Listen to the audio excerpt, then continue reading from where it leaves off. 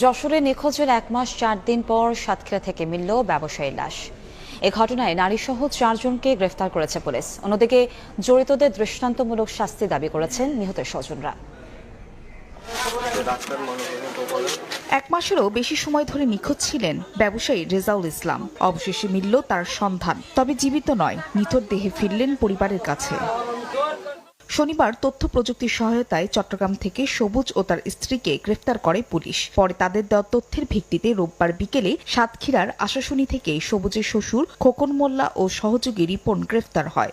এ সময় বাড়ির ঘেরের পাড়ে পুঁতে রাখা রেজাউলের লাশ উদ্ধার করা হয়। 7 জন ব্যক্তিকে পুলিশ আটক করে থানা পুলিশে জিজ্ঞাসাবাদ করে পরবর্তীতে লাশ উদ্ধারপূর্বক যশোর মেডিকেল কলেজ হাসপাতালে রাখা হয়।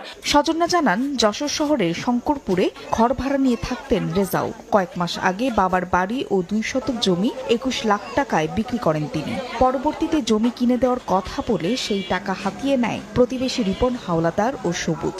কিন্তু হঠাৎই 22 মার্চ থেকে নিখোঁজ হন রেজাউল ইসলাম। এ ঘটনায় রেজাউলের পরিবার সদর থানায় জিডি করলে রিপন ও তার পরিবারের সদস্যরা পালিয়ে যায়। সবুজ রিপন এরা এই যুক্তি করে এই কাজটাগুলো করেছে।